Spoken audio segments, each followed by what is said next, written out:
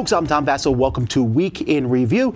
This is a video where we talk about all the reviews we did last week and tell you our final thoughts on them, and then you can see in the description below all the details, or a link to the original video where you can see all the details. Let's get started.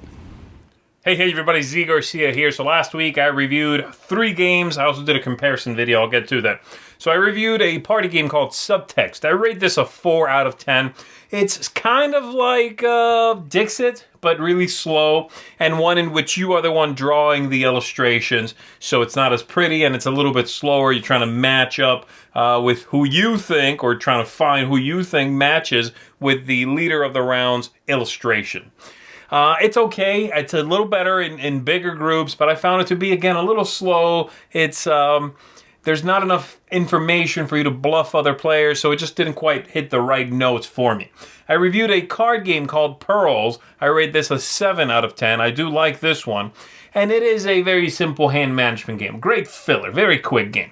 You're drawing cards into your hand, or you are playing a set of cards and scoring them. All of the ones you play have to be the same kind, and all of the ones you pick up have to be the same kind. You have to really respect your hand size in this game, and that's where the game really lives. That's where the excitement is, because there might be a great flop of cards out there, but you can't hold them, so you can't take. Because if you take them, you got to take them all. I really enjoyed it. It makes me think of Jaipur, but it plays 2 through 6 players, and I think it's going to replace that game for me. So there you go. And then I reviewed Kodachi. I rate this an 8 out of 10. My favorite game this week. And it is a re-implementation of an older game called Ninjato from the same designer.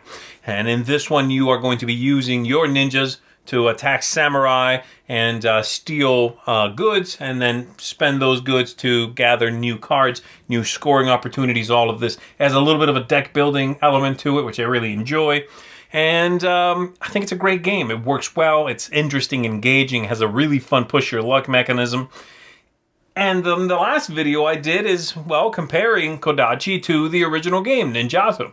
So you can check that out as well and see the differences, you know, what I think of them, some of the elements and how they got reworked to get a full picture of this new game.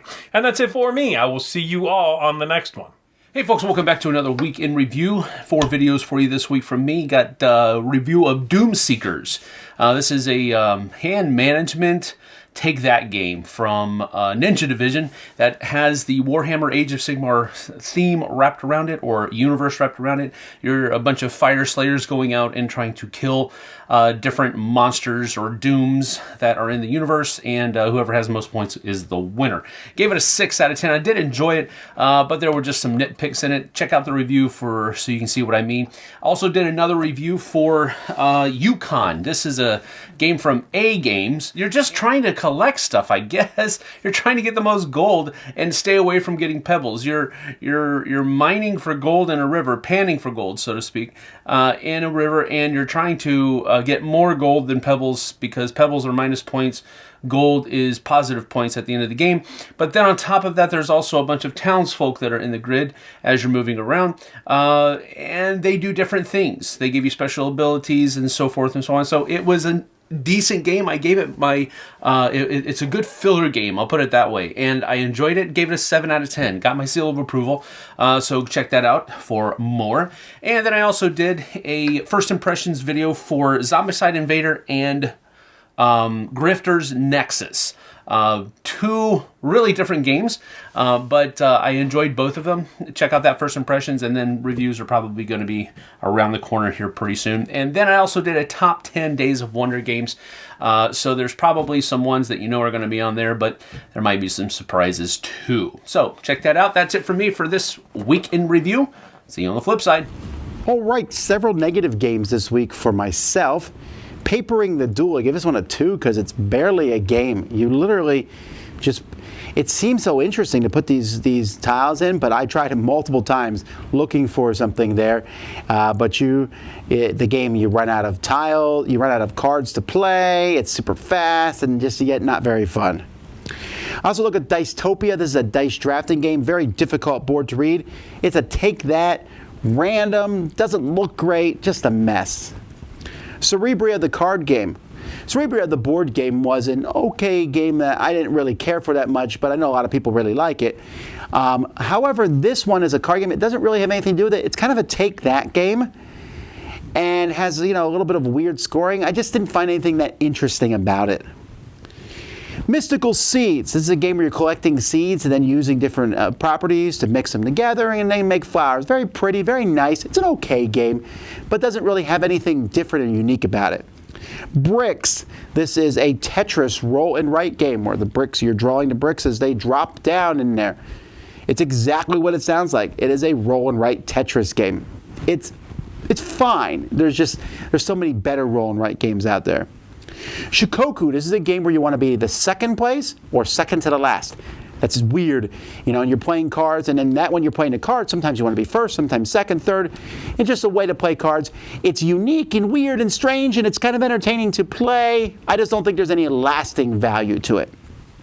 Then we have Neta Tanka. This is a worker placement game where when you put your workers out, connecting workers can give you extra actions. So there's some really unique ideas here. The only reason this one doesn't rank higher for me is just that I feel like as you consistently play it, you're going to find yourself doing the same things over and over again. And I didn't find any really clever maneuverings or even like, what strategy would I try this game? I felt like it would be kind of the same most of the time. Then we have Towers of Arcanos. This is a very short game, but works really well. As you use dice and meeples to build towers. You're drafting dice, putting those dice out, scoring points. Really simple. The game's almost over too fast, but I enjoyed it, and it has a really good visual look. Mysthea. Now, you'll notice I gave this one a 7.5 here, but really, I would have given it a much higher score than that. The problem is there's so much symbology, and the game can really drag with 4 and 5 players.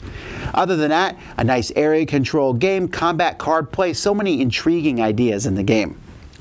I took a look at a new version from Korea of Code 777. Beautiful components. This is a very old classic deduction game that if you've never played, you certainly want to give this one a whirl. And then I took a look at Wreck Raiders. What a great game from Kids Boards Table Games. I really like the idea of it's like a points out. Whatever you do gets points, but it's fun, deep sea diving, beautiful components. Oh, and it's fast and easy to play. Great game. And then Lost Cities. The new version of Cosmos came out with Vincent Dutrait artwork and the 6-color if you want to play with that. One of the best 2-player games ever designed. A new version of it. If you've never tried it out, you certainly want to pick this one up. I also took a look at the Deep Space game Canopy bag that's on Kickstarter right now. We announced the Dice Tower Award nominations, and we did a top 10 list about being the bad guy in board games. And finally, we did a live board game breakfast and a few other things throughout the week. So that's what we did last week. We'll see you guys next time. I'm Tom Vasel. You've been watching Week in Review.